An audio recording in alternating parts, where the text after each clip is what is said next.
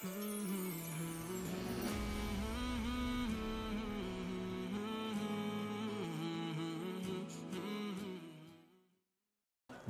নাঈম সালাফিয়া হাফিজিয়া মাদ্রাসার উন্নয়ন কল্পে বিরাট ইসলামী জালসা, স্থান সাগাটা ডিগ্রি কলেজ মাঠ। আজকের সম্মানিত সভাপতি ইঞ্জিনিয়ার মুজাহারুল হক আকন্দ সাহেব, সম্মানিত প্রধান অতিথি জনাব কমরুজ্জামান সোহাগ সাহেব, এবং সেই সাথে সাথে আজকের আমার পূর্বে আলোচনা করলেন কত মাহফিল যে একসাথে আমরা করেছি, ওনাকে পেয়েছি এটা এখন আর মনে নেই, অগণিত।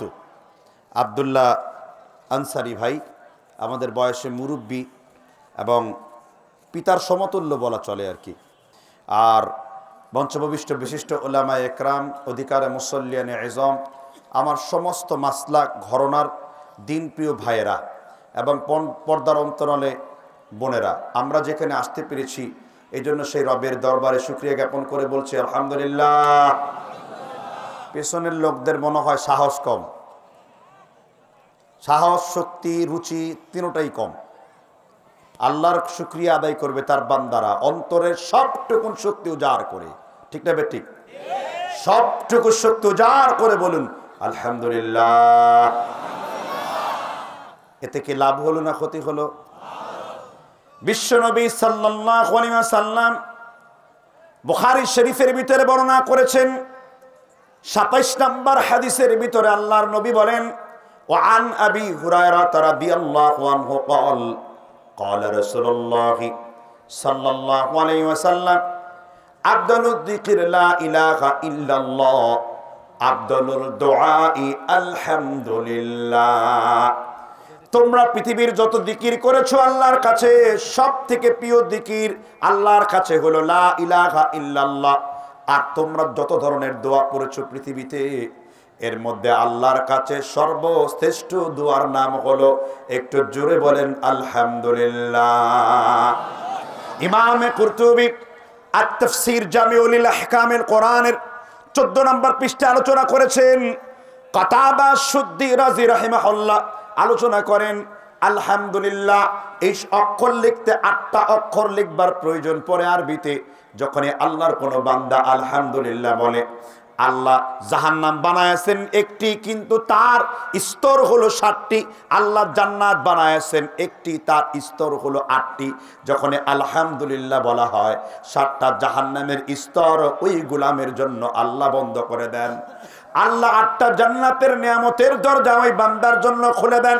ইমামে নববী রাহমাতুল্লাহ আলাইহি কিতাবুল আযকারের ভিতরে লিখেছেন, আল্লাহর কোন বান্দা যখন আলহামদুলিল্লাহ বলে, তামলাউল মিজান, এটা তোমাদের মিজানের শূন্য দাড়ি পাল্লাকে আমার আল্লাহ সওয়াব দিয়ে পরিপূর্ণ করে দেন। শুধু আলহামদুলিল্লাহ বলাতেই এই লাভ। আল্লাহ রাব্বুল আলামিন আদম সন্তানের কোন নেকামলকে তিনি গণবেন না, আল্লাহ ওজন দেবেন। কোরআন কারীম আল্লাহ রাব্বুল আলামিন সূরা কারিয়াতে আলোচনা করেছেন, ফাআম্মা মান সাকুলাত মাওয়াজিনুহু ফাহুয়া ফি ঈশাতির রাদিয়া। যার ওজনের পাল্লা, যার সওয়াবের পাল্লা, যার নেকির পাল্লা ভারী হয়ে যাবে, নবী আপনি আল্লাহর পক্ষ থেকে আপনি জানিয়ে দিন, তার জন্য আমার আল্লাহ জান্নাতকে অবধারিত করে দেবেন। এটা জোরে বলেন না সুবহানাল্লাহ। তাহলে আলহামদুলিল্লাহ বলেছি, ঠিক না ভাই? ঠিক। কার প্রশংসা করেছি? জোরে বলেন, কার প্রশংসা করেছি? হাদিসে কুদসিতে এসেছে, খতিব বাগদাদি আশরাফু আসহাবিল হাদিস 8 নম্বর পৃষ্ঠা আবুল ফাতাহ গুদ্দা আল হানাফি রাহমাতুল্লাহ আলাইহি তিনি এই হাদিসটিকে সহিহ বলেছেন। আল্লাহর নবী মুহাম্মদ রাসূলুল্লাহ বলেছেন, আল্লাহ তাআলা বলেন, যখনই কোনো বান্দা আল্লাহর প্রশংসা করে, ওয়া বিজালালি ওয়া কুদরতি ওয়া বুলুফি ওয়া ইরতিফাই মাকানি, আল্লাহর জালালের কসম, আল্লাহর সাম্রাজ্যের কসম, আল্লাহর জাতের কসম, আল্লাহর প্রশংসা গুণকীর্তন করার পরে যখন কোনো বান্দা আল্লাহর জন্য হেঁটে আসে, আল্লাহ তার জন্য দৌড়ে আসেন। যখন আপনি 1 বিঘত আসেন, আল্লাহ তার জন্য 1 হাত আসেন। আপনি যখন হেঁটে আসতে শুরু করেন, আল্লাহ দৌড়াতে শুরু করেন। সুবহানাল্লাহ বলেন।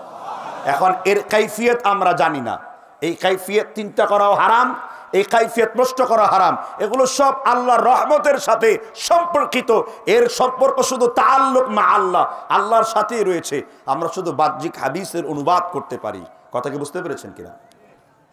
তাহলে এতক্ষণ পর্যন্ত তো আল্লাহর প্রশংসা করা হলো, ঠিক না ভাই? ঠিক। তাহলে যতক্ষণ পর্যন্ত কোরআন হাদিসের কথা হবে শুনবেন তো নাকি? কে কে শুনবেন হাত তুলে আল্লাহকে দেখান। সবাই, সকলেই শ্রোতা, মাশাআল্লাহ, হাত নামান। উত্তম শ্রোতা। উদাহরণ দিতে হয় ফুল। আপনারা ফুল দেখেছেন কিনা? হ্যাঁ, ফুল দেখছেন কিনা? ফুলের মধ্যে দুইটা জিনিস বসে।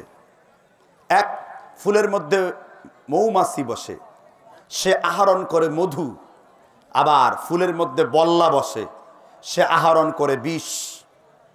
একই ফুল, কিন্তু দুইটা জিনিস আহরণ। কথা বুঝতে পেরেছেন কিনা? এক, সে বহন করলো মধু, আর এক, সে বহন করলো বিষ। এটা কাউরে ফুটায়া দিলে মারাত্মক ক্ষতি হয়। বল্লা কামড়ালে মৌমাছির চেতে মারাত্মক, ঠিক না? ঠিক। কিন্তু একই জিনিস থেকে দুইটা আহরণ করলে মধু আমাদের জন্য নেয়ামত, ঠিক না? ঠিক। রসুল আরবি সাল্লাল্লাহু আলাইহি ওয়াসাল্লাম তিব্বে নববী, রসুলের চিকিৎসা পদ্ধতি বলতে যে আলোচনা করেছেন, কয়েকটা জিনিস হলো মোমিনদের জন্য শিফা। এর মধ্যে একটি হলো মৌমাছি, মধু। এর মধ্যে একটি হলো আজওয়া, খেজুর। এর মধ্যে একটি হলো সানা পাতা, যেটাকে সোনা পাতা বলেন। এই প্রত্যেকটার মধ্যে আল্লাহ তাআলা অসংখ্য প্রতিষেধক রেখে দিয়েছেন। রসুল আরবি সাল্লাল্লাহু আলাইহি ওয়াসাল্লাম এই কয়েকটা প্রোডাক্ট সম্পর্কে গ্যারান্টি দিয়েছেন। মৃত্যুকে যদি কেউ অতিক্রম করতে পারতো, তাহলে এই জিনিসগুলো মৃত্যুকে ঠেকিয়ে দিতে পারত। এত সক্ষমতা, ক্যাপাবিলিটি আল্লাহ সুবহানাহু ওয়া তাআলা এই মিনারেলগুলোর মধ্যে আল্লাহ ভরে দিয়েছেন। সুবহানাল্লাহ বলেন। তাহলে এখন আপনারা হাদিসের বাগানে বসে গেছেন, ঠিক না? ঠিক। ইসলামের জালিসুর রহমানের মজলিসকে বলা হয় জান্নাতের বাগান। আর বাগানে কি ফুটে? ফুল ফুটলো। এখন কোরআনের তাফসীর, এটা কি ফুল হয়ে মৌমাছির মধু দেবেন না বিষ নেবেন, এটা আপনার ব্যাপার, যে যেমনটা নেবে, ঠিক না? ঠিক জুড়ে বলেন। তাহলে তো আমরা দুইটা কাজ কখনোই করব না। এক, মাহফিল চলাকালীন সময় চলাফেরা করব না। যতজন শ্রোতা এখানে বসে আছেন, প্রত্যেক ব্যক্তি চুপ করে বসে পড়তে হবে। এটা কার অর্ডার? আল্লাহ তাআলা সূরা আরাফের 204 নম্বর আয়াতে তিনি অর্ডার দিচ্ছেন, ওয়াইযা কুরিআল কুরআন। আল্লাহ রাব্বুল আলামিন কোরআন কারিমে বলেছেন, যখন তোমার সম্মুখে তেলাওয়াত করা হবে আল্লাহর কোরআন, তোমার সামনে যখন পাঠ করা হবে আল্লাহর কোরআন, ইবনে কাসির রাহমাতুল্লাহ আলাইহি বলেছেন, আনসিতু নাহাউ আনিল কালাম। তোমরা তোমাদের কথাগুলোকে বন্ধ করে দাও, তোমরা তোমাদের আলোচনাগুলোকে বন্ধ করে দাও। যদি তোমরা কোরআনের আয়াত পড়ার সময় কিংবা কোরআনের বক্তব্য করার সময় চুপ করে শুনতে পারো, লাআল্লাকুম তুরহামুন, আশা করা যায় আল্লাহর আকাশ থেকে তোমাদের উপরে রহমতের বাড়িধারা আল্লাহ তাআলা অবতীর্ণ করবেন। সুবহানাল্লাহ। তাহলে চুপ থাকতে হবে, কথা বলা যাবে না। কোরআন পড়ার সময় শুধু দুইটা জিনিস মেনে নিতে হবে। একটা হলো সামি'না, আমি কোরআন সুন্নাহর কথাগুলোকে শুনলাম, ও আতা'না, এরপরে মেনে নিলাম। আল্লাহ বলেছেন গুফরানাকা রাব্বানা ওয়া ইলাইকাল মাসির। শুনেছো আর মেনেছো, এই দুইটি গুণ অর্জন করতে পেরেছো, আমি আল্লাহ তোমাদের ক্ষমাও করে দিয়েছি। শুনলাম আর মানলাম, আল্লাহ বলেন তোকে গুলাম কি করে দিলাম? ক্ষমাও করলাম। তাহলে নড়াচড়া, কথাবার্তা বন্ধ, ঠিক না? ঠিক। এখন আমরা, শয়তান যেন আমাদের ডিস্টার্ব না করতে পারে, আমরা আমাদের আলোচনার মূল জায়গাতে চলে যাব। সকলে একসাথে কার কাছে আশ্রয় চাইবেন? জেনে বলেন, কার কাছে আশ্রয় চাইবেন? বিপদে পড়লে কার কাছে আশ্রয় চাইবেন? শয়তান কুতি দিলে কার কাছে আশ্রয় চাইবেন? আল্লাহ বলছেন, ওয়া ইম্মা ইয়ানজাগান্নাকা মিনাশ শাইতান নাজগুন ফাস্তাইয বিল্লাহ ইন্নাহু হুয়াস সামিউন আলিম। আল্লাহ তাআলা আলোচনা করেছেন। তাহলে সবাই একসাথে বলি, আউযু বিল্লাহি মিনাশ শাইতানির রাজিম, বিসমিল্লাহির রহমানির রহিম, ওয়াল আসর ইন্নাল ইনসানা লাফি খুসর إلا الذين آمنوا وعملوا الصالحات وتواصوا بالحق وتواصوا بالصبر। কোন সূরা পড়েছি? সূরা আসর। চিনেন তো এই সূরাটাকে? কিসের কসম? সময়ের কসম। সময়ের কসমটা কিরকম? সময়ের কসমটা কে খেয়েছেন? সময় কাকে বলে? মিনিট, সেকেন্ড, ঠিক না বে ঠিক? সময় পরিবর্তনশীল, ঠিক না বে ঠিক? উইলিয়াম শেক্সপিয়ার বলেছেন, time and tide and wait for none, time is very short, art is long. সময় নদীর পানির মতো বহমান বয়ে চলছে। আল্লাহ তাআলা কিসের কসম খেয়েছেন? সময়ের কসম খেয়েছেন। সময়ের বিবর্তনবাদ দেখেন। কিছুদিন পূর্বে, এই গত বছরই, এই মাহফিলের প্রধান অতিথিগুলো, এই মাহফিলের সেক্রেটারিগুলো, এই মাহফিলের অতিথিদ্বয়, তারা এক দলের ছিলেন, আর আজকে তারা সম্পূর্ণ ভিন্ন আরেক দলের, ঠিক না ঠিক? কিসের পরিবর্তন? ওয়াল আসর, কিসের কসম? সময়ের কসম। আবার যদি এই সমস্ত লোকেরাও যদি দায়িত্ব পেয়ে দায়িত্ব হারিয়ে ফেলে, স্বাধীনতা পেয়ে যদি স্বাধীনতা খর্ব করে, আবার এরাও পাল্টায় যাবে, ঠিক না ঠিক? জুড়ে বলেন। এজন্য সময়ের কাজকে সময়ে মূল্যায়িত করতে হবে। এটা শরিয়াতগত উসুল বা শরিয়াতের মূলনীতি, আপনি এর বাইরে যেতে পারবেন না, নাকি বলেন? আচ্ছা, রাসূলুল্লাহ সাল্লাল্লাহু আলাইহি সাল্লাম মুসান্নাফে আব্দুর রাজ্জাক 4090 নম্বর হাদিস, তৃতীয় খণ্ডে ইমামে আব্দুর রাজ্জাক সানআনী রাহমাতুল্লাহ আলাইহি তিনি হাদিসটিকে সহিহ বলে উল্লেখ করেছেন। রাসূল সাল্লাল্লাহু আলাইহি ওয়াসাল্লাম বলেছেন, লা তাকুমুস সাআ, ওই পর্যন্ত দুনিয়া ধ্বংস হবে না, হাত্তা ইয়াতাকারাবাজ জামান, যেই পর্যন্ত মানুষের সময়গুলোকে সংকীর্ণ করা হবে, সময়গুলো কমে আসবে।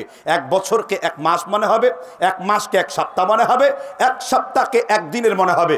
আল্লামা তাকি উসমানীর সম্মানিত নানা মুফতি আশিক ইলাহি বুলন্দ শাহরি, তিনি ঠিক উর্দুতে কিতাব লিখেছেন, মাউত কা জিন্দেগি কিয়ামত হোগা, এই বইয়ের 25 পৃষ্ঠাতেও তিনি এই হাদিসটি উদ্ধৃতি সহকারে আলোচনা করেছেন। তার মানে বোঝা যাচ্ছে সময় অত্যন্ত কম, এজন্য সময়কে আমাদেরকে সময়টাকে কাজে লাগাতে হবে। ইমাম শাফি রহমতুল্লাহ আলাই এই আয়াত, এই সূরা সম্পর্কে, সূরা আসর সম্পর্কে দুইটি মূল্যবান কথা বলেছেন। কোন ইমামের নাম বলেছি? ইমাম শাফঈ। কোন ইমামের নাম বলেছি? দুইটি মূল্যায়ন করেছেন। এক, আল্লাহ তাআলা যদি এই সূরাটাই শুধু নাজিল করতেন, এটাই উম্মতে মুহাম্মাদের জন্য যথেষ্ট ছিল। আল্লাহ তাআলা শুধু যদি এই সূরাটা নাজিল করতেন, তাহলে আর কোনো সূরা নাজিল করা দরকার ছিল না। কারণ এই সূরার মধ্যে ইল্লাল্লাযীনা আমানু ওয়া আমিলুস সলিহাতি ওয়া তাওয়াসাউ বিল হাক্কি ওয়া তাওয়াসাউ বিস সাবর, ইমানের কথা, আমলে সলির কথা, এবং কোরআনের দাওয়াত দিতে সত্যের দাওয়াত দেওয়ার কথা, এবং সত্যের দাওয়াত দিতে গেলে তার উপর বিপদ বালা মুসিবত চলে আসার কথা। এই চারটা কর্মসূচি আল্লাহ এই সূরার মধ্যে আলোচনা করেছেন। আর ইমাম শাফি এই সূরা দিয়ে আরেকটা মেসাল দিয়েছেন যে একজন বরফ বিক্রেতা যদি বরফ বিক্রি করতে অনেক সময় নেয়, তার বরফগুলো গলে পচে যেমন গলে একদম শেষ পানি হয়ে যাবে, তদ্রূপ কোনো মুসলমান যদি তার সময়গুলোকে মূল্যায়িত না করে, তাহলে এই রকম ক্ষতিগ্রস্ত হবে। এই জন্য আমরা প্রত্যেকটা মিনিট ক্ষতিগ্রস্তের মধ্যে রয়েছে, প্রত্যেকটা সেকেন্ড আমরা ক্ষতির মধ্যে নিমজ্জিত রয়েছে। কারণ আজকে আমার জীবন থেকে একদিন চলে গেল, তারপরের দিন আমার জীবন থেকে একদিন চলে গেল, এইভাবে আমরা সময়কে হারায় ফেলছি, ঠিক আছে? বেটি জুড়ে বলেন। এই জন্য সময়টা গুরুত্বপূর্ণ। কোরআন কারীম আল্লাহ রাব্বুল আলামিন আলোচনা করেছেন, মা ফাররাতনা ফিল কিতাবি মিন শাইইন, আমি আল্লাহ তাআলা এই কোরআনে, এই পৃথিবীর মধ্যে যা কিছু আছে কোরআন কারিমে আমি আল্লাহ সুস্পষ্ট করে বর্ণনা করেছি। আল্লাহ তাআলা সময়ের নামে একটা সূরা নাজিল করেছেন, সেই সূরার নাম কি আপনারা বলতে পারবেন? সময়ের নামে সূরা নাজিল করেছেন, সেই সূরার নাম কি? অনেকেই নিজ থেকে বলে ফেলেছেন আসর, যেই সম্পর্কে আপনার কোনো ইলম নাই তার পেছনে ছুটবেন না। আল্লাহ রাব্বুল আলামিন সময়ের নামে একটা সূরা রেখেছেন। এই সূরার দুইটা নাম তাফসিরে এসেছে, একটা নাম হলো সূরা আদ-দাহর, আরেকটা নাম হলো সূরা ইনসান। একটা হলো সূরা দাহর, আরেকটা নাম কি? সূরা ইনসান। দাহরের প্রথম আয়াত আল্লাহ বলেন, হাল আতা আলাল ইনসানি হিনুম মিনাদ দাহরি লাম ইয়াকুন শাইআম মাযকুরা। মানুষকে লক্ষ্য করে দেখে না তার দাহরের দিকে, তার সময়ের দিকে? কিছুক্ষণ পূর্বে সে শিশু ছিল, তার কিছুদিন পূর্বে সে কিশোর হয়ে গেছে, তার কিছুদিন পর সে আবার যুবক হয়ে যাবে, তারপরে সে মৃত্যু পথের অভিযাত্রী হয়ে যাবে। এই জন্য সময়কে মূল্যায়ন করার জন্য এই সূরাকে শিক্ষা অর্জন করা দরকার আছে না নাই? মুসান্নাফে আবি সাহেবার মধ্যে রয়েছে, একজন ব্যক্তি আরেকজন ব্যক্তিকে দেখলে আমার এলাকায় গীবত করে, একজন আরেকজনের বদনাম করে। কিন্তু আল্লাহর রাসূলের সাহাবাদের আমল ছিল, তারা যখন একজন আরেকজনকে দেখতো সূরা আসর শুনিয়ে দিত। কারণ সূরা আসর একটা মানুষের জন্য যথেষ্ট, সূরা আসর একটা মানুষকে পরিবর্তন করে দেওয়ার জন্য যথেষ্ট। সুবহানাল্লাহ বলেন।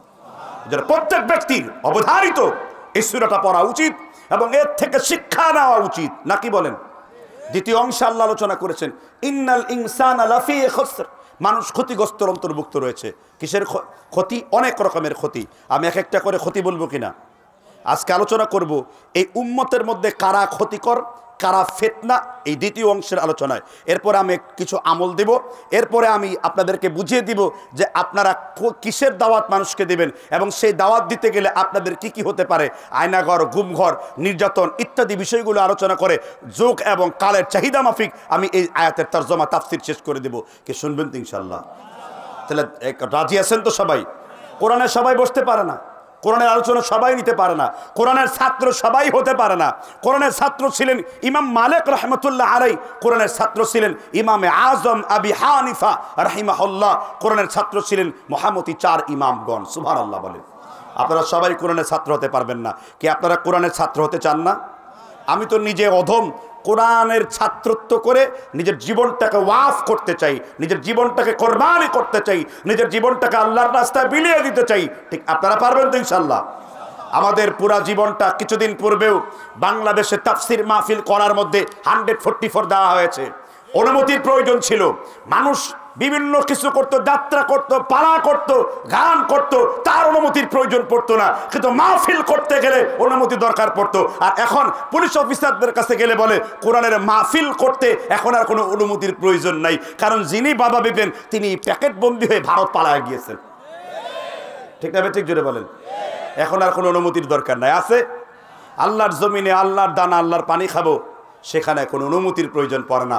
কারণ কোরআন যখন বন্ধ থাকবে মানুষের মধ্যে করোনা আসবে, মানুষের মধ্যে দুর্নীতি আসবে, হাজার কোটি টাকা লুটপাট করে মেরে ওপারে পাচার করবে এবং বাংলাদেশের সাথে মানুষের সাথে গাদ্দারি এবং বেঈমানি করবে। এই জন্য তারা তাফসীর মাহফিল বন্ধ করে দিয়েছিল। ঠিক না? ঠিক। আলেমদের বাক স্বাধীনতা হরণ করে নিয়েছিল। ঠিক না? ঠিক জুড়ে বলেন। আল্লাহ তাআলা এই রকম ব্যক্তিদেরকে হেদায়েত দান করুন। কি দান করুন? হেদায়েত দান করুন। এখন আরামসে প্রত্যেক দিন মাহফিল হচ্ছে এবং সমস্ত মতাদর্শের উলামা তারা সদর্পে কোরআনে হাকিম এবং তার নিজস্ব মাযহাব, মাসলাক, মানহাজকে দলিল আদিল্লা দিয়ে মানুষের সামনে উপস্থাপন করছে। এই যে নতুন স্বাধীনতা আমরা পেয়েছি, এটা সত্যই শুকরিয়া আল্লাহ একমাত্র আদায় করতে হবে। কার?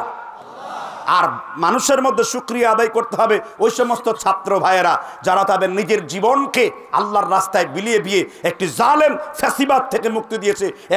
এখন অমুক দল, অমুক নেতা, অমুক অমুক অমুক ছাতা ইত্যাদি নাম চলে আসে। এগুলো সব আমরা পাচ্ছি। আল্লাহ তাআলার আমাদেরকে সেই সাহায্য আসমান থেকে গায়েবীভাবে করেছেন। ঠিক না? ঠিক। ওটা সমগ্র মুসলমান জাতির আন্দোলন ছিল, সমগ্র সত্যপন্থী ব্যক্তিদের আন্দোলন ছিল, একক কোনো ব্যক্তির আন্দোলন ছিল না। এই জন্য প্রত্যেক আন্দোলনের শুরুতে ইসলামপন্থীদের ভূমিকা আছে। এই জন্য এই আন্দোলনের শুরুতেই আবু সাঈদ কোনো এক ইসলামী দলের কর্মী, ইসলামী দলের কর্মীরাই আল্লাহর রাস্তায় আগে নিজের জীবনকে বিলিয়ে দিয়েছে। ঠিক না? মানুষ দুই ভাগে বিভক্ত, একটা হলো ফিতনা মুক্ত আর একটা হলো ফিতনা যুক্ত। এই ক্ষতিগ্রস্তদের মধ্যে এক দল হলো ফিতনা যুক্ত উলামা। ফিতনা যুক্ত কই? আমরা আজকে আলোচনা করব প্রথম পার্টে কারা ক্ষতিগ্রস্ত। 1 নাম্বার পয়েন্ট, আয়াম্মাতুল মুদিল্লিন, পথভ্রষ্ট গুমরা আলেম যারা ক্ষতিগ্রস্ত। রাসূলুল্লাহ সাল্লাল্লাহু আলাইহি ওয়াসাল্লাম, আল্লাহ রাসূল এর কথা যখনই শুনবেন সাথে সাথে কি বলবেন? এই হাদিস উল্লেখ করেছে মুজামুল কবির লি তবরানি, হাদিস নাম্বার 1374 নাম্বার, শুআইব আর নাউত আল মিশরি আল হানাফি 1394 নাম্বার। এই হাদিস রাসূল সাল্লাল্লাহু আলাইহি ওয়াসাল্লাম বলেছেন, ওয়া আন আবি হুরায়রা রাদিয়াল্লাহু আনহু قال قال رسول الله, রাসূলের দরুদ নাই, قال رسول الله সাল্লাল্লাহু আলাইহি ওয়াসাল্লাম। আবি হুরায়রা বর্ণনা করেছেন আল্লাহর রাসূল সাল্লাল্লাহু আলাইহি ওয়াসাল্লাম বলেন, ইন্নামা আখাফু আলা উম্মতি আয়াম্মাতুল মুদিল্লিন, আমি রসুল আমার এই উম্মতের মধ্যে সব থেকে বেশি যাদেরকে নিয়ে ভয় করি, আশঙ্কা করি, তারা হলো এই উম্মতের পথভ্রষ্ট আলেম। কি ভ্রষ্ট আলেম? আয়াম্মাতুল মুদিল্লিন, পথভ্রষ্ট গোমরা আলেম। এখন প্রশ্ন হলো, আমরা পথভ্রষ্ট আলেম আর গোমরা আলেমদেরকে চিনব কি করে, আমরা আর হক্কানি আলেমদেরকে চিনব কি করে? আলেম হলো দুই রকম। আলেম হলো কয় রকম? এক হলো উলামায়ে হাক্কানি বা রাব্বানি, আর আরেক হলো উলামায়ে সু। ইমাম ইবনুল মুবারক কিতাবুল জিহাদের মধ্যে সাইয়্যিদানা আলী রাদিয়াল্লাহু তাআলা থেকে একটা কওল বর্ণনা করেছেন, যুগে যুগে দুইটা শ্রেণী ইসলামকে ধ্বংস করবে, এক হলো আলেম আর আরেক হলো শাসক। এক হলো আলেম, আরেক হলো কি? শাসক। ওমর বিন খাত্তাবকে তার ছাত্র জিয়াদ বিন হুদাইর রাহিমাহুল্লাহ, তাকে ওমর ইবনুল খাত্তাব বললেন, তুমি বলো তো কোন দুইটা জিনিস পৃথিবীতে ধ্বংস করবে? তখন বলেন, ওমর আপনিই ভালো জানেন, দ্বিতীয় খলিফা, খলিফাতুল মুসলিমিন, আপনি বলে দিন না কোন দুইটা জিনিস ইসলামকে ধ্বংস করবে। এক নাম্বার তিনি বলেন জিল্লাতুল আলেম, যে আলেম হলো পৃথিবীতে পথভ্রষ্ট গোমরা। আর আরেক প্রকার হলো এমন ব্যক্তি যে শাসন করতে যে আদল করে চলে না, এইরকম ব্যক্তি অবৈধ শাসক। এই দুইটা শ্রেণী ইসলামকে যুগে যুগে ধ্বংস করবে। আর এর মধ্যে সব থেকে ক্ষতিকারক হলো কোন আলেম? পথভ্রষ্ট আলেম। কোন আলেম? পথভ্রষ্ট আলেম। যখন শাপলা চত্বরে একেবারে মুসলিমরা 13টি দফা সামনে নিয়ে আসলো, সেইখানে এক শ্রেণীর সকল মতের মতাদর্শের লোকেরা সেখানে হক কথা বলতে যে তারা এক কাতার দাঁড়িয়ে গেল, যেন মনে হচ্ছে আলেমদের এই কাফেলাটি বুনিয়ানুম মারসুস, সকল মুসলিম জনতা যারা ইসলামকে ভালোবাসে, আল্লাহকে ভালোবাসে, সেখানে চলে গিয়েছে আলেম উলামারা। তারা অকাতর জীবন দিয়েছে এবং তাদের প্রত্যেকটা বুলেটের বিচার এবং মামলা এখন আবার আদালতে হচ্ছে, খতিয়ে দেখা হচ্ছে। আন্তর্জাতিক মানবাধিকার সংস্থা কতগুলো লাশ মৃত্যুবরণ করেছে সেগুলোকে টেনে আনা হয়েছে। তার বিপরীতে একটা জাগরণ হয়েছিল, আপনাদের মনে আছে, যৌন জাগরণ মঞ্চ, ঠিক না? ঠিক। ইমরান কি সরকার টরকার বলবো না আমি, এই ডাক্তার আবার এটার নাম ছিল, আমরা এখন বলি এটাকে যৌন জাগরণ মঞ্চ। কি জাগরণ মঞ্চ? ওইখানেও কিন্তু একজন আলেম গিয়েছিল, ওইখানেও কিন্তু একটা আলেম অনুপ্রবেশ করেছিল। সেই আলেম কিন্তু বাংলাদেশের প্রতিষ্ঠা আলেম, তিরমিজির অনুবাদক, কুতুবুস সিত্তার অসংখ্য বই ফাউন্ডেশন থেকে অনুবাদ করেছে, সেও বড় আলেম।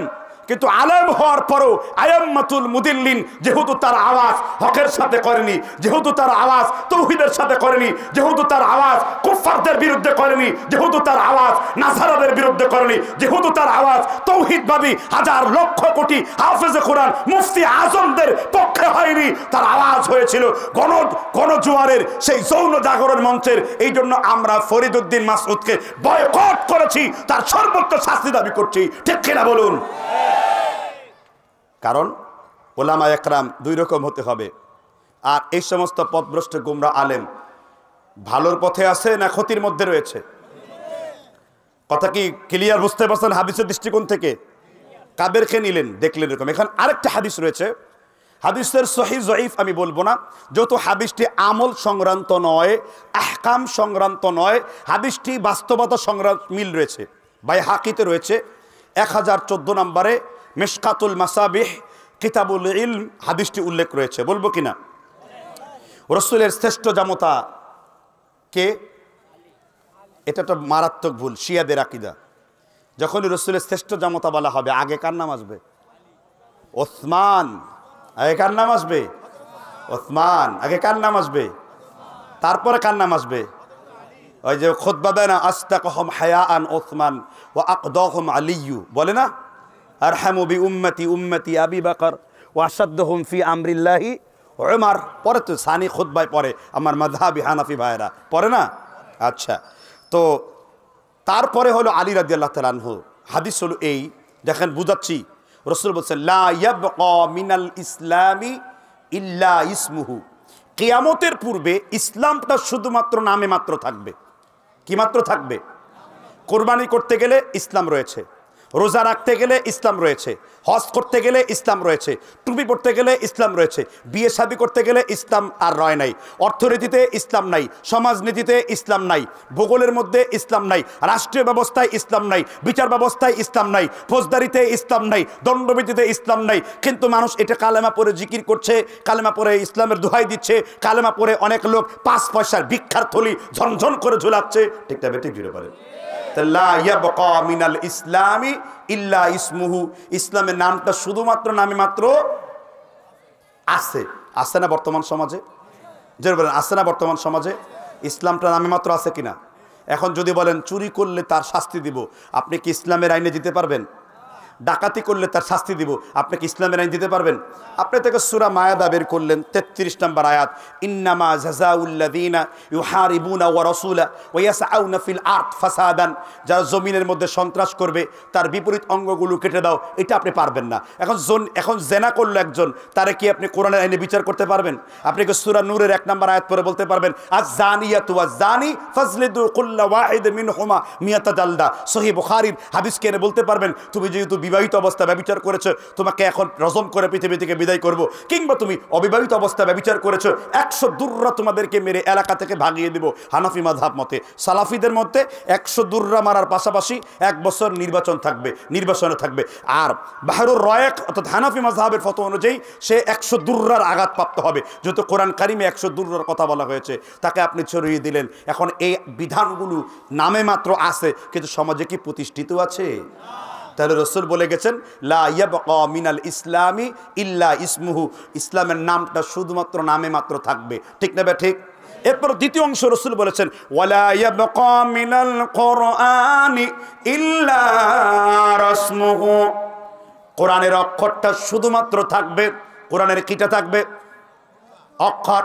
মানুষ মরে গেল, মৃত মানুষের বাড়িতে আল্লাহর কোরআন জিন্দা নাই, জীবিত থাকা অবস্থায় আল্লাহর কোরআনের বিরোধিতা করেছে, আল্লাহর কোরআন অনুযায়ী নিজের জীবন কোনোদিন পরিচালনা করে নাই। এখন মাদ্রাসার হাফেজদেরকে দিয়ে মৃত মানুষের বাড়িতে খতম হচ্ছে বাড়ি বাড়ি, 40 3 দিন 7 দিন 9 দিন, আছে না নাই? জুড়ে বলেন। আমাদের সমাজের মধ্যে প্রচলন বেশি না কম? আল্লাহর কসম করে বলি, আমি একজন হানাফি এবং হানাফি মাযহাব অনুযায়ী ফতোয়া দেই। বর্তমান পৃথিবীর স্কলারের মধ্যে হানাফি মাযহাবের ভারতবর্ষের সবথেকে বড় আলেমকে একজন হানাফি বলতে পারবেন নাকি? কে? আল্লামা মুফতি তাকি ওসমানী, সবচেয়ে বড় আলেম। আমি তাকে আমার নয়নমণির একটা জায়গায় রেখেছি, কারণ অর্থনীতির ব্যাপারে তার যে লেখনী অসাধারণ। কোনো আলেম এই পর্যন্ত তার মতো অর্থনীতির দিকপাল আল্লামা তাকি ওসমানীর মতো আরেকজন ব্যক্তিকে তারা খুঁজে পায় নাই। সুবহানাল্লাহ। তার দার্সে তিরমিজি আমি পড়ি, তার দার্সে তিরমিজি হলো এলমের বিরাট বড় একটা মাকামাত।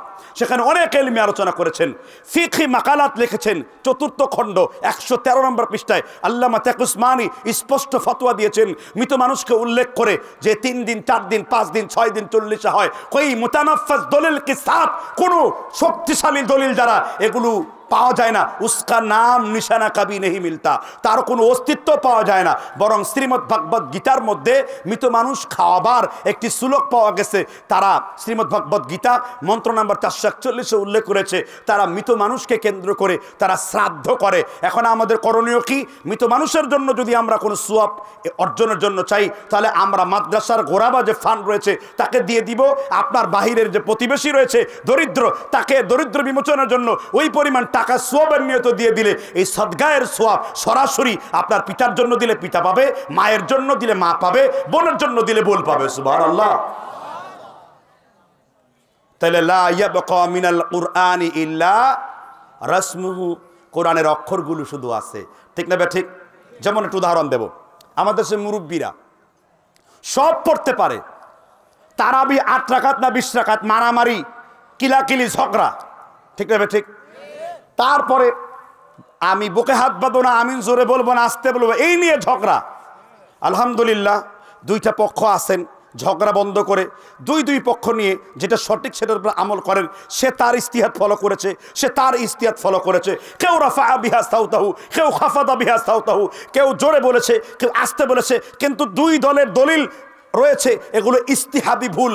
যার ইস্তিহাদ সঠিক সে পূর্ণ সোয়াব পাবে, যার ইস্তিহাদ ভুল সে অর্ধেক সোয়াব পাবে। কিন্তু এই 2 ভুলকে কেন্দ্র করে একদল আরেক দলকে রাফাদানি, আরেক দলকে বলতেছে মুশরিক, মাযহাব মানে পায়খানা। এই 2 দলকে আমরা পরিত্যাগ করেছি। আমরা কোনো রকমের বাড়াবাড়িতে লিপ্ত হতে চাই না, বহুল বাড়াবাড়ি করেছি। এখনকার সময়টা শুধুমাত্র সমস্ত মাসলাক দলমত ভুলে গিয়ে আলেম উলামারা ঐক্যমন্ত্রে একটা প্ল্যাটফর্মে আগামীতে যেন আর কোনো ফ্যাসিড, আর কোনো দানব, আর কোনো নবী বিরোধী, ইসলাম বিরোধী, টুপি বিরোধী, রাসূল বিরোধী কোনো ব্যক্তি যেন ক্ষমতায় মাথা চাড়া দিয়ে না উঠতে পারে, ওই কাজটা আমরা করছি। ঠিক না ঠিক জোরে বলেন।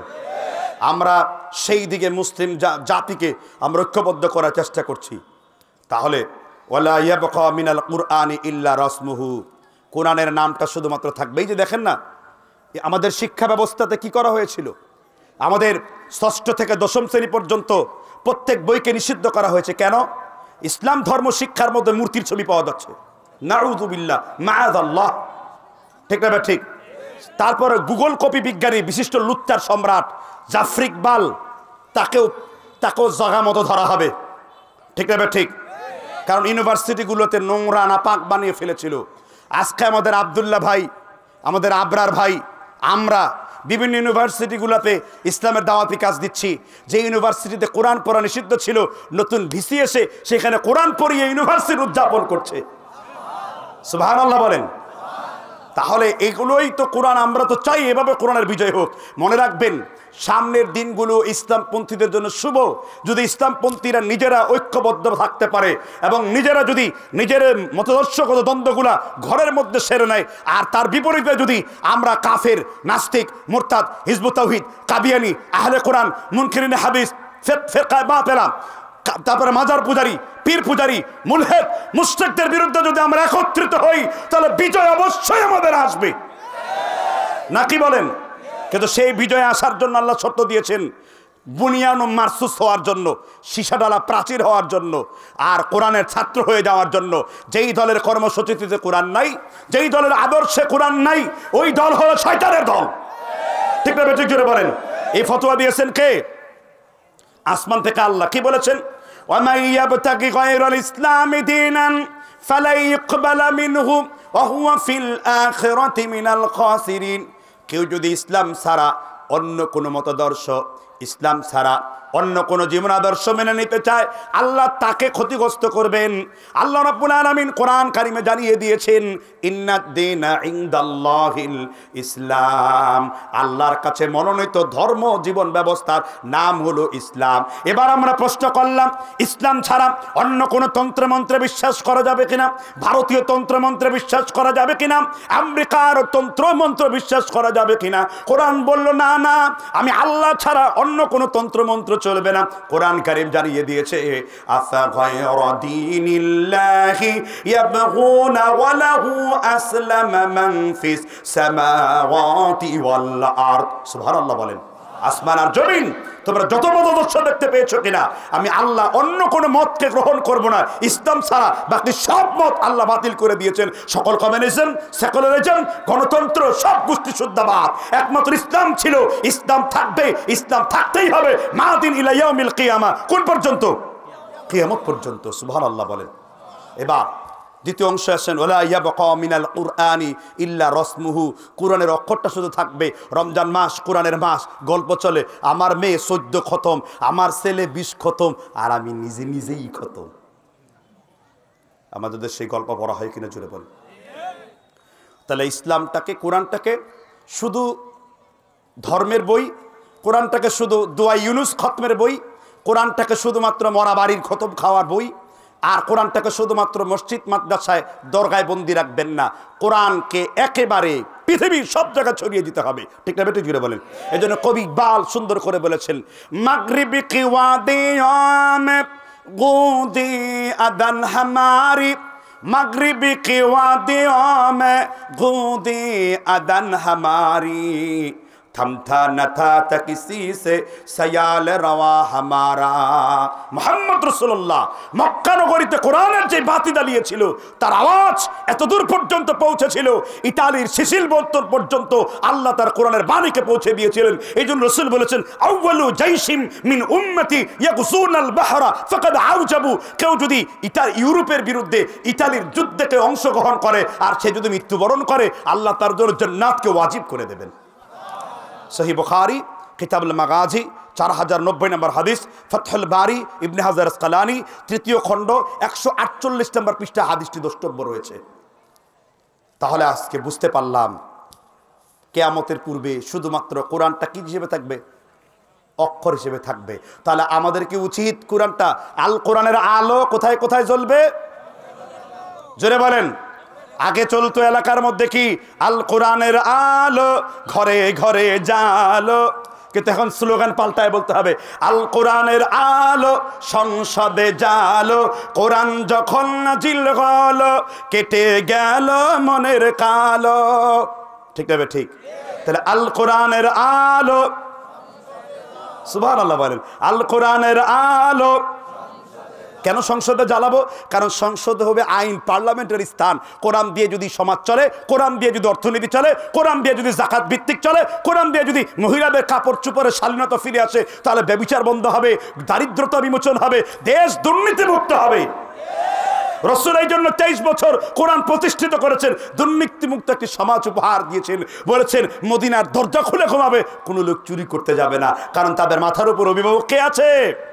কোরআন। এই জন্য রাসূল বলেছেন মুওয়াত্তা মালিকের 220 নম্বর হাদিস, মান ক্বালা বিহি সাদাকা আমালা বিহি উজরা ওয়া মান হাকামা বিহি আদালা। বিশ্বনবী বলেছেন যে ব্যক্তি কোরআন থেকে কথা বলল সেই জমিনে সত্য কথা বলল, আর যে ব্যক্তি কোরআন দিয়ে বিচার ফয়সালা করল জমিনে সেই মাত্র কেবল সঠিক বিচার করল। সুবহানাল্লাহ বল। তাহলে হাদিসের দ্বিতীয় অংশ, লা ইয়াবকা মিনাল কুরআনি ইল্লা, কিন্তু কিয়ামতের পূর্বে কিছু মানুষ বের হবে, তারা কোরআন পড়বে ঠিকই, কিন্তু তাদের কোরআন এই কণ্ঠনালীর ভিতরে প্রবেশ করবে না। কে বলেছেন? সহিহ বুখারী কিতাবুল ফিতান 5090 নম্বর হাদিস। রাসূলুল্লাহ সাল্লাল্লাহু আলাইহি ওয়াসাল্লাম বলেছেন ইয়ামরুকুনা মিনাদ দ্বীন কামা ইয়ামরুকুস সাহমু মিনার রামিয়্যা ওয়া ইয়াকরাউনাল কুরআন ওয়া লা ইউজাউযিস হানাজিরাহুম। তারা কোরআন পড়বে কিন্তু কণ্ঠনালীর ভিতরে তাদের কোরআন প্রবেশ করবে না। কোরআন পড়ছে, কণ্ঠনালীর ভিতরে প্রবেশ করছে না। তাদের নেত্রী ভাষণ দিচ্ছে, সকালে উঠেই আমি কোরআন তেলাওয়াত করি, কিন্তু তেলাওয়াত করলে হবে কি? কোরআন তো সে বুঝতে পারে না, মনে করেছে কোরআন মনে হয় খালি তেলাওয়াতের বই। ঠিক না ঠিক? কোরআন কি হিন্দু ধর্মগ্রন্থ নাকি? বিয়ের সময় কয়টা মন্ত্র পড়লে বিয়ে হয়ে গেল, মরার সময় মুখে অগ্নি দিয়ে মুখাগ্নি করে কয়েকটা জীবন হয়ে গেল? না, তোমার তো ধর্ম, আর আমারটা শুধু ধর্ম না, আমারটা হলো ওয়াদীনিল্লাযী জাআত বিহি তাহলিলিল হালালি ওয়া তাহরিমিল হারামি। ইবনে আব্বাস রাইসুল মুফাসসিরিন তিনি আলোচনা করেছেন কোরআন একটা দিন, আর এটা এমন দিন যা হালালকে হালালভাবে আমল করবে, হারামকে হারামভাবে আমল করবে, শরীয়তের প্রত্যেকটা নীতিমালা অনুযায়ী আমল করবে। এটাই হলো কোরআন কারীমের দাবি। সুবহানাল্লাহ। তাহলে আপনারা খুব বিরক্ত হয়ে যাচ্ছেন। অন্যদিন ওয়াজ মাহফিল করেছি, আজকে একটু কোরআনের দার্সের মাহফিল করছি, খুব কষ্ট পাচ্ছেন কোনো? আমরা কি বিষয়ভিত্তিক আলোচনাগুলো শুনলে কোরআনের প্রতি আমাদের মর্যাদা বাড়বে না কমবে? জি। তাহলে দ্বিতীয় অংশ ছিল লা ইয়াবকা মিনাল কুরআনি ইল্লা রাসমুহু। এবার তৃতীয় অংশ, মাসাজিদুহুম আমিরাতুন। কিয়ামতের পূর্বে মসজিদগুলোর চাকচিক্য থাকবে। কি থাকবে? চাকচিক্য থাকবে। মসজিদগুলোর চাকচিক্য দুইভাবে আছে। মসজিদগুলোর শওকাত চাকচিক্য দুই রকম। এক, মসজিদগুলো দখল করে নিয়েছিল ব্রাহ্মবাদীরা, মসজিদগুলো দখল করেছিল কোরআন বিরোধীরা, মসজিদগুলো দখল করেছিল সমাজের সব থেকে পাপী নিকৃষ্ট ব্যক্তিরা। প্রত্যেক বিভিন্ন দলীয় পেইড এজেন্টগুলা মসজিদের সভাপতি হয়েছিল এতদিন। ঠিক না ঠিক? আর আজকে যখন ঝড় তুফান এসেছে, যখন সত্যের আওয়াজ এসেছে, এদের চরিত্র পাল্টায় গিয়েছে। ঠিক না ঠিক জুড়ে বলেন। আর আমি বলি যে কোনো দলের লোক হন আপনার সমস্যা নেই, কিন্তু মসজিদকে আবাদ করার যে ইব্রাহিমের যোগ্যতা, ইসমাইলের যোগ্যতা, সেটা আপনার থাকতেই হবে। মসজিদ আবাদ করতে গেলে আপনাকে মিল্লাতে ইব্রাহিমের সদস্য হতে হবে।